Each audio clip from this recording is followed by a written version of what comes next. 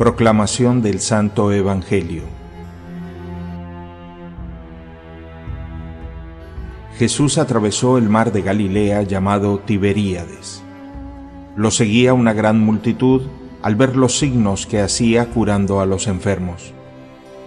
Jesús subió a la montaña y se sentó allí con sus discípulos. Se acercaba la Pascua, la fiesta de los judíos. Al levantar los ojos, Jesús vio que una gran multitud acudía a él y dijo a Felipe: ¿Dónde compraremos pan para darles de comer? Él decía esto para ponerlo a prueba, porque sabía bien lo que iba a hacer. Felipe le respondió: 200 denarios no bastarían para que cada uno pudiera comer un pedazo de pan. Uno de sus discípulos, Andrés, el hermano de Simón Pedro, le dijo: Aquí hay un niño que tiene 5 panes de cebada y 2 pescados. ¿Qué es esto para tanta gente? Jesús le respondió: Háganlos sentar. Había mucho pasto en ese lugar. Todos se sentaron y eran como 5.000 hombres. Jesús tomó los panes, dio gracias y los distribuyó a los que estaban sentados. Lo mismo hizo con los pescados, dándoles todo lo que quisieron. Cuando todos quedaron satisfechos, Jesús dijo a sus discípulos: Recojan los pedazos que sobran para que no se pierda nada.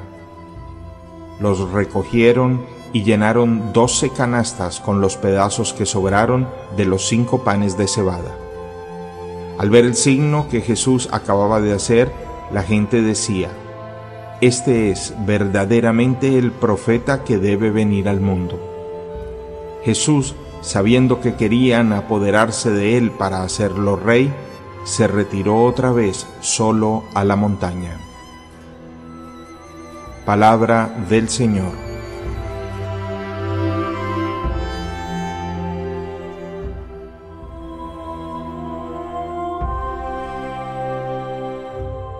Una de las 6 narraciones donde se nos comenta la multiplicación de los panes y los peces.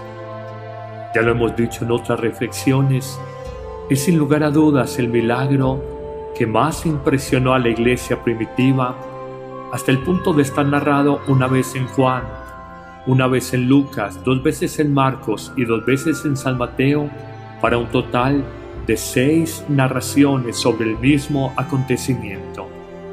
El Evangelio inicialmente nos presenta un Jesús itinerante, que va de pueblo en pueblo, de aldea en aldea. Luego nos muestra una actitud profundamente humana del Hijo de Dios, su capacidad de compasión, su capacidad de alguna manera de sentir el dolor de los demás. La lástima, la capacidad de la ternura, habla de la profunda humanidad de Jesús. Y nos dice en esta primera parte del Evangelio que se puso a curar enfermos. Realmente, lo que algún autor espiritual afirma es muy cierto. Un auténtico cristiano es aquel que vive con radicalidad su humanidad, su capacidad para la ternura, para la compasión, para sensibilizarse con la necesidad y el dolor del otro. En un segundo momento nos presenta el Evangelio el diálogo desprevenido de los discípulos con Jesús.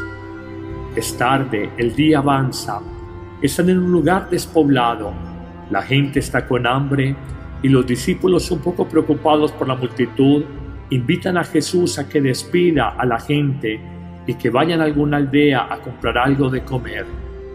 La respuesta de Jesús no puede ser más inesperada. Ustedes, los discípulos, denles algo de comer. Ellos no alcanzan a entender lo que Jesús quiere decir con semejante invitación. Encuentran solamente entre los suyos una persona que tiene 5 panes y 2 peces. ¿Qué es esto para tanta gente?, nos dirá el evangelista. En el fondo muestra la precariedad de los recursos humanos, las limitaciones de los hombres. Pero es allí precisamente en la nada humana donde se manifiesta el poder y el todo de Dios. Es allí precisamente en la escasez humana donde descubrimos y reconocemos toda la fuerza poderosa de Dios. Cuando hay abundancia de recursos materiales, de inteligencia humana, de posibilidades en el mundo, quizás la obra de Dios no brilla con tanta intensidad. Es paradójicamente en las limitaciones, en las dificultades humanas, en la precariedad, donde se ve con toda claridad el poder y la acción de Dios sobre la vida de una persona o sobre la vida de una comunidad. Viene un tercer momento y definitivo. Nos muestran a un Jesús en un gesto profundamente eucarístico. Efectivamente, toma los panes y peces, levanta la mirada al cielo, pronuncia la bendición sobre este alimento, parte el pan, lo reparte a sus discípulos y con los discípulos a la gente, y de alguna manera se comparte. Es de alguna manera todo el camino de la multiplicación de los panes una anticipación de lo que es la celebración de la Eucaristía. El pan partido, el pan repartido, el pan compartido. Nos dice que luego de darlo a la gente, el pan misteriosa y milagrosamente alcanzado para todos. Pero la sobreabundancia de la acción de Dios va más allá y no solamente se queda en el tema de haberlo dado a los discípulos y los discípulos a la gente, sino que se dan a la tarea de recoger en canastillas las sobras de pan y pez que ha quedado. El resultado no puede ser más impresionante: 12 canastos llenos.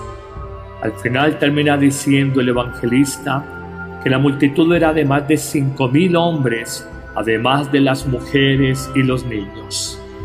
Con esto quiere significar precisamente la sobreabundancia del don de Dios para la humanidad, representado, significado, entregado en el pan de la Eucaristía, el pan de vida eterna. Allí donde hay todo tipo de escasez, de limitación, de debilidad humana, entra Dios a consolar, a sostener, a fortalecer al hombre en sus dificultades. Aplicando este evangelio a nuestro mundo podemos decir: no hay oración más poderosa, no hay alimento más vivificador, no hay fuerza más grande en esta tierra que la Eucaristía bien celebrada, bien vivida y aplicada sobre una situación particular de nuestra vida o de la vida por quienes ofrecemos esa Santa Misa. Si el hombre de hoy comprendiera el valor infinito de la Eucaristía, si reconociera que es Jesús que actualiza 2000 años después el misterio de su entrega redentor en la cruz, ahora ya de manera incruenta, no sangrienta, se actualiza en cada Eucaristía, de verdad que no faltaríamos a nuestra misa de cada día. Agradeceríamos tesoro tan grande, lo celebraríamos con fervor profundo, adoraríamos a Jesús vivo en el pan eucaristizado y sobre todo nos sentiríamos cristificados, llenos de la vida nueva de Dios.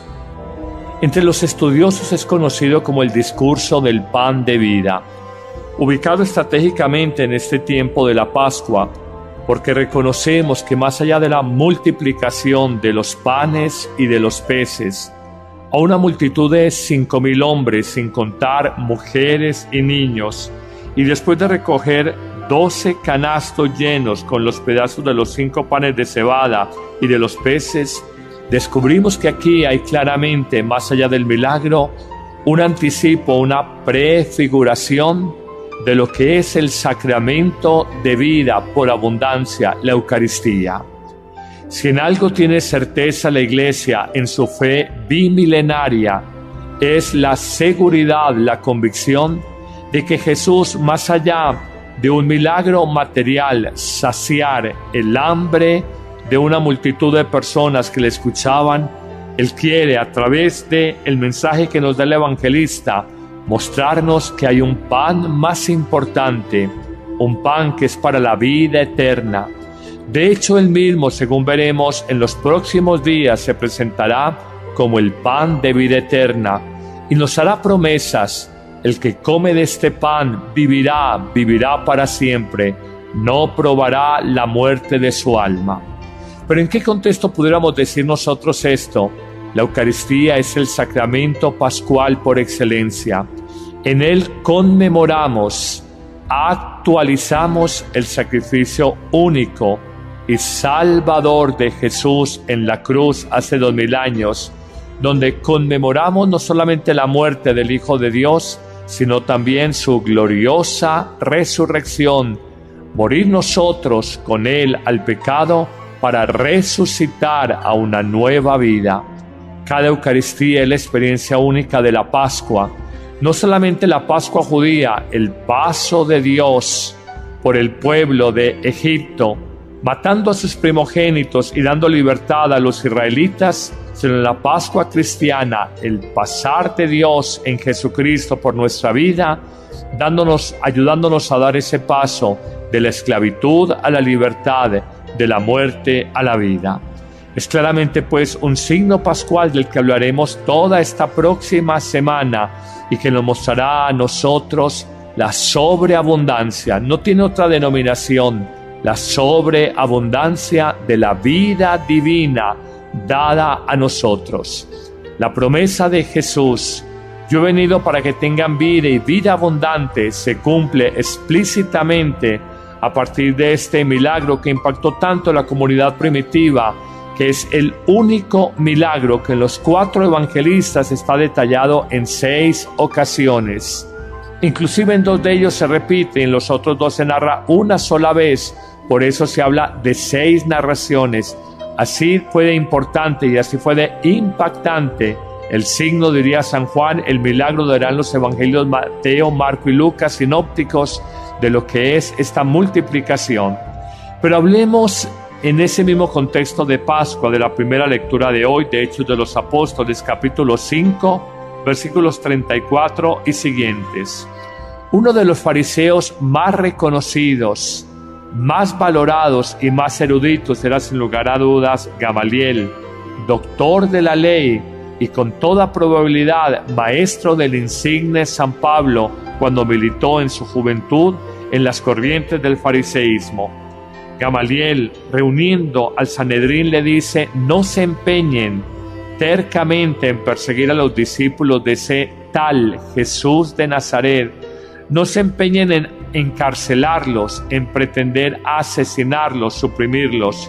Recuerden 2 casos bien interesantes. Uno, el de Teudas, que se daba de hombre importante y tuvo tal liderazgo que cerca de 400 hombres se le acercaron y lo siguieron. Pero dice, con su muerte, al ser ejecutado, todos se dispersaron y sus secuaces salieron, se fueron y nada quedó de él. Y coloca un segundo caso, Gamaliel, el de Judas el Galileo, también que arrastró mucha gente del pueblo y también cuando pereció se dispersaron todos sus seguidores. Gamaliel le hará esta reflexión al Sanedrín judío: si esto es cosa de hombres, créanme que si Jesús, ese Jesús de Nazaret, ha muerto, esto terminará con él. Pero si esto es cosa de Dios, no lograremos dispersarlos. No se preocupen, no se angustien, si es cosa de Dios, no lograremos dispersar a los discípulos de ese difunto que ellos juran que está vivo, llamado Jesús de Nazaret. Y por el contrario, nos expondríamos a luchar contra el mismo Dios, les dirá el doctor de la ley Gamaliel al Sanedrín judío.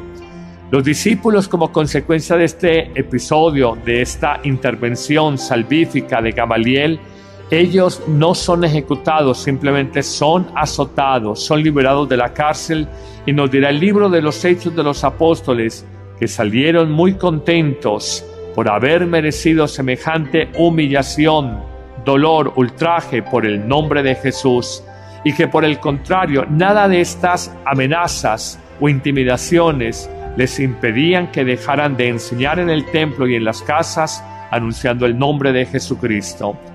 En esa misma línea encontraremos el Salmo 26, que nos propone la liturgia de la Iglesia en este día, que nos invita a habitar en la casa de Dios. Frente a amenazas, frente al hambre que pudieron padecer esos 5,000 hombres, sin contar mujeres y niños, frente a las persecuciones que vivieron Pedro y los discípulos de parte de las autoridades político-religiosas de Jerusalén, solamente nos queda cantar con el salmista y decir: el Señor es mi luz y mi salvación. ¿A quién temeré? El Señor es la defensa de mi vida. ¿Quién me hará temblar? Una cosa pido al Señor, eso buscaré: habitar en la casa del Señor por los días de mi vida, gozar de la dulzura del Señor contemplando su templo. Y parece que Dios hablara al salmista y él expresara la voz de Dios diciendo estas palabras: espero gozar de la dicha del Señor en el país de la vida. Espera en el Señor, sé valiente, ten ánimo, espera en el Señor. Amigos, es Pascua. Es tiempo de nutrirnos, de alimentarnos sobreabundantemente con el pan de la vida, el Evangelio de hoy. Pero es tiempo también de confiarnos a la protección de Dios, la primera lectura de hoy, y aún de vivir con alegría los infortunios, las injusticias, las calumnias, los insultos humanos, también la primera lectura de hoy. Es Pascua, es tiempo de confiar en el Señor y pedirle a Él que nunca me salga de tu casa, como dice el Salmo. Una sola cosa pido al Señor: habitar en tu casa, buen Dios. Amén.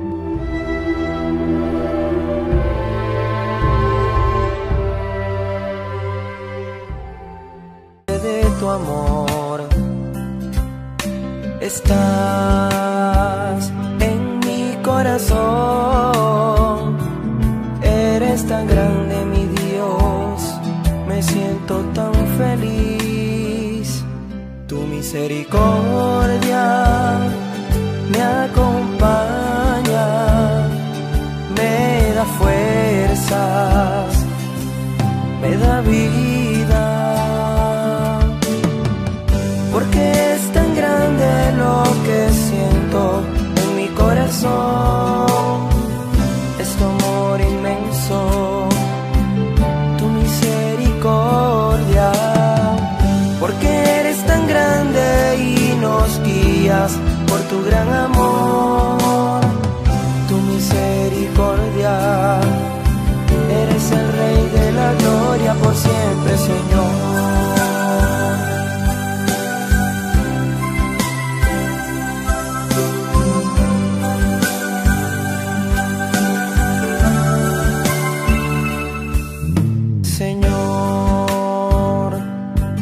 Creo en ti y en tu fidelidad, siempre te voy a adorar. Tu misericordia me acompaña, me da fuerzas, me da vida. Porque es tan grande lo que siento corazón, es tu amor inmenso, tu misericordia. Porque eres tan grande y nos guías por tu gran amor. Tu misericordia, eres el Rey de la gloria por siempre, Señor.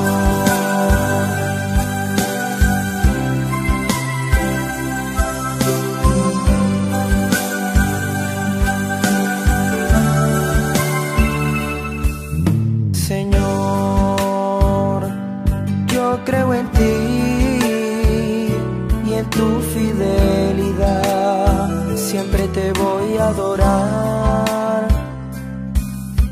Tu misericordia me acompaña, me da fuerzas, me da vida. Porque es tan grande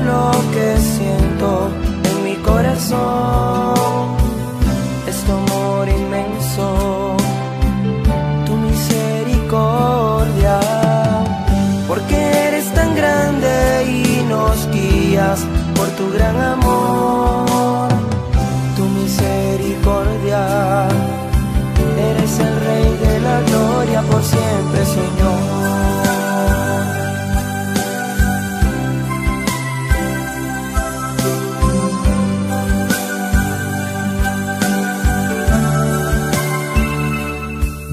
Señor, yo creo en ti y en tu fidelidad. Siempre te voy a adorar, Jesús. Confío en ti, en el amor que nos das.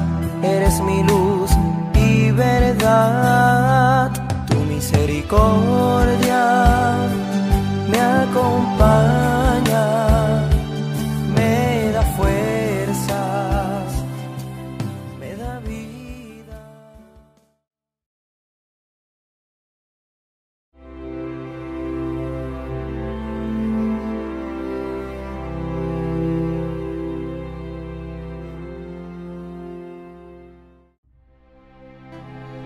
Proclamación del Santo Evangelio. Jesús atravesó el mar de Galilea llamado Tiberíades. Lo seguía una gran multitud al ver los signos que hacía curando a los enfermos. Jesús subió a la montaña y se sentó allí con sus discípulos. Se acercaba la Pascua, la fiesta de los judíos. Al levantar los ojos, Jesús vio que una gran multitud acudía a él y dijo a Felipe: ¿Dónde compraremos pan para darles de comer? Él decía esto para ponerlo a prueba, porque sabía bien lo que iba a hacer. Felipe le respondió: 200 denarios no bastarían para que cada uno pudiera comer un pedazo de pan. Uno de sus discípulos, Andrés, el hermano de Simón Pedro, le dijo: Aquí hay un niño que tiene 5 panes de cebada y 2 pescados. ¿Qué es esto para tanta gente? Jesús le respondió: háganlos sentar. Había mucho pasto en ese lugar. Todos se sentaron y eran como 5,000 hombres. Jesús tomó los panes, dio gracias y los distribuyó a los que estaban sentados. Lo mismo hizo con los pescados, dándoles todo lo que quisieron. Cuando todos quedaron satisfechos, Jesús dijo a sus discípulos: recojan los pedazos que sobran para que no se pierda nada. Los recogieron y llenaron 12 canastas con los pedazos que sobraron de los 5 panes de cebada. Al ver el signo que Jesús acababa de hacer, la gente decía: este es verdaderamente el profeta que debe venir al mundo. Jesús, sabiendo que querían apoderarse de él para hacerlo rey, se retiró otra vez solo a la montaña. Palabra del Señor.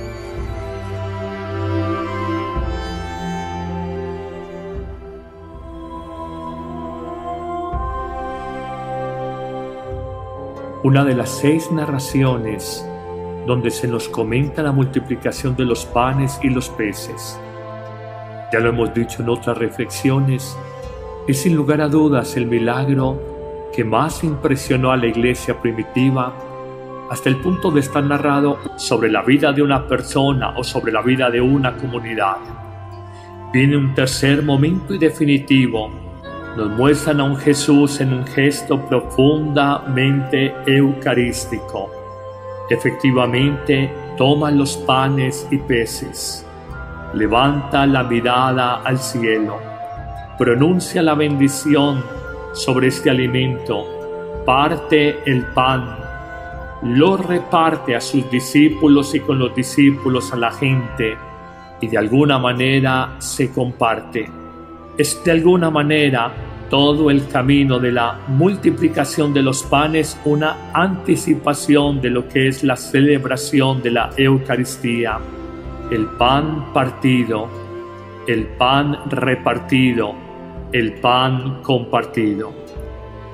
Nos dice que luego de darlo a la gente, el pan misteriosa y milagrosamente alcanzado para todos. Pero la sobreabundancia de la acción de Dios va más allá y no solamente se queda en el tema de haberlo dado a los discípulos y los discípulos a la gente, sino que se dan la tarea de recoger en canastillas las sobras de pan y pez que ha quedado. El resultado no puede ser más impresionante: 12 canastos llenos. Al final termina diciendo el evangelista que la multitud era de más de 5,000 hombres, además de las mujeres y los niños. Con esto quiere significar precisamente la sobreabundancia del don de Dios para la humanidad, representado, significado, entregado en el pan de la Eucaristía, el pan de vida eterna. Allí donde hay todo tipo de escasez, de limitación, de debilidad humana, entra Dios a consolar, a sostener, a fortalecer al hombre en sus dificultades. Aplicando este evangelio a nuestro mundo podemos decir: no hay oración más poderosa, no hay alimento más vivificador, no hay fuerza más grande en esta tierra que la Eucaristía bien celebrada, bien vivida y aplicada sobre una situación particular de nuestra vida o de la vida por quienes ofrecemos esa Santa Misa.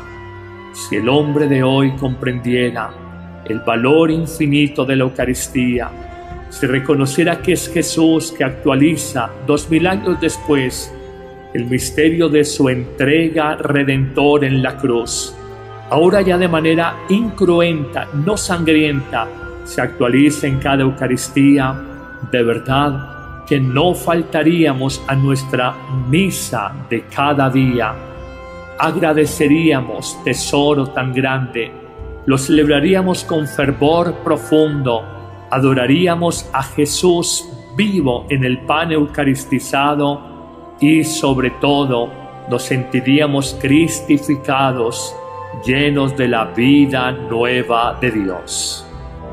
Entre los estudiosos es conocido como el discurso del pan de vida, ubicado estratégicamente en este tiempo de la Pascua, porque reconocemos que más allá de la multiplicación de los panes y de los peces, a una multitud de 5,000 hombres, sin contar mujeres y niños, y después de recoger 12 canastos llenos con los pedazos de los 5 panes de cebada y de los peces, descubrimos que aquí hay claramente, más allá del milagro, un anticipo, una prefiguración de lo que es el sacramento de vida por abundancia, la Eucaristía. Si en algo tiene certeza la Iglesia en su fe bimilenaria, es la seguridad, la convicción de que Jesús, más allá de un milagro material, saciar el hambre de una multitud de personas que le escuchaban, Él quiere, a través del mensaje que nos da el evangelista, mostrarnos que hay un pan más importante, un pan que es para la vida eterna. De hecho, Él mismo, según veremos en los próximos días, se presentará como el pan de vida eterna y nos hará promesas. El que come de este pan vivirá para siempre, no probará la muerte de su alma. Pero ¿en qué contexto pudiéramos decir nosotros esto? La Eucaristía es el sacramento pascual por excelencia. En él conmemoramos, actualizamos el sacrificio único y salvador de Jesús en la cruz hace 2000 años, donde conmemoramos no solamente la muerte del Hijo de Dios, sino también su gloriosa resurrección, morir nosotros con Él al pecado para resucitar a una nueva vida. Cada Eucaristía es la experiencia única de la Pascua, no solamente la Pascua judía, el paso de Dios por el pueblo de Egipto, matando a sus primos. Una vez en Juan, una vez en Lucas, 2 veces en Marcos y 2 veces en San Mateo, para un total de 6 narraciones sobre el mismo acontecimiento. El Evangelio inicialmente nos presenta un Jesús itinerante, que va de pueblo en pueblo, de aldea en aldea. Luego nos muestra una actitud profundamente humana del Hijo de Dios, su capacidad de compasión, su capacidad de alguna manera de sentir el dolor de los demás. La lástima, la capacidad de la ternura, habla de la profunda humanidad de Jesús. Y nos dice en esta primera parte del Evangelio que se puso a curar enfermos. Realmente, lo que algún autor espiritual afirma es muy cierto. Un auténtico cristiano es aquel que vive con radicalidad su humanidad, su capacidad para la ternura, para la compasión, para sensibilizarse con la necesidad y el dolor del otro. En un segundo momento nos presenta el Evangelio el diálogo desprevenido de los discípulos con Jesús. Es tarde, el día avanza, están en un lugar despoblado, la gente está con hambre y los discípulos, un poco preocupados por la multitud, invitan a Jesús a que despida a la gente y que vayan a alguna aldea a comprar algo de comer. La respuesta de Jesús no puede ser más inesperada. Ustedes, los discípulos, denles algo de comer. Ellos no alcanzan a entender lo que Jesús quiere decir con semejante invitación. Encuentran solamente entre los suyos una persona que tiene 5 panes y 2 peces. ¿Qué es esto para tanta gente?, nos dirá el evangelista. En el fondo muestra la precariedad de los recursos humanos, las limitaciones de los hombres. Pero es allí precisamente en la nada humana donde se manifiesta el poder y el todo de Dios. Es allí precisamente en la escasez humana donde descubrimos y reconocemos toda la fuerza poderosa de Dios. Cuando hay abundancia de recursos materiales, de inteligencia humana, de posibilidades en el mundo, quizás la obra de Dios no brilla con tanta intensidad. Es paradójicamente en las limitaciones, en las dificultades humanas, en la precariedad, donde se ve con toda claridad el poder y la acción de Dios. Primogénitos y dando libertad a los israelitas, sino en la Pascua cristiana, el pasar de Dios en Jesucristo por nuestra vida, ayudándonos a dar ese paso de la esclavitud a la libertad, de la muerte a la vida. Es claramente pues un signo pascual del que hablaremos toda esta próxima semana y que nos mostrará a nosotros la sobreabundancia, no tiene otra denominación, la sobreabundancia de la vida divina dada a nosotros. La promesa de Jesús, yo he venido para que tengan vida y vida abundante, se cumple explícitamente a partir de este milagro que impactó tanto la comunidad primitiva, que es el único milagro que en los 4 evangelistas está detallado en 6 ocasiones. Inclusive en 2 de ellos se repite, en los otros 2 se narra una sola vez, por eso se habla de 6 narraciones. Así fue de importante y así fue de impactante el signo, diría San Juan, el milagro darán los evangelios Mateo, Marco y Lucas sinópticos de lo que es esta multiplicación. Pero hablemos en ese mismo contexto de Pascua, de la primera lectura de hoy, de Hechos de los Apóstoles, capítulo 5, versículos 34 y siguientes. Uno de los fariseos más reconocidos, más valorados y más eruditos era sin lugar a dudas Gamaliel, doctor de la ley y con toda probabilidad maestro del insigne San Pablo cuando militó en su juventud en las corrientes del fariseísmo. Gamaliel, reuniendo al Sanedrín, le dice: no se empeñen tercamente en perseguir a los discípulos de ese tal Jesús de Nazaret. No se empeñen en encarcelarlos, en pretender asesinarlos, suprimirlos. Recuerden 2 casos bien interesantes. Uno, el de Teudas, que se daba de hombre importante y tuvo tal liderazgo que cerca de 400 hombres se le acercaron y lo siguieron. Pero dice, con su muerte, al ser ejecutado, todos se dispersaron y sus secuaces salieron, se fueron y nada quedó de él. Y coloca un segundo caso Gamaliel, el de Judas el Galileo, también que arrastró mucha gente del pueblo, y también cuando pereció se dispersaron todos sus seguidores. Gamaliel le hará esta reflexión al Sanedrín judío: si esto es cosa de hombres, créanme que si Jesús, ese Jesús de Nazaret, ha muerto, esto terminará con él. Pero si esto es cosa de Dios, no lograremos dispersarlos. No se preocupen, no se angustien.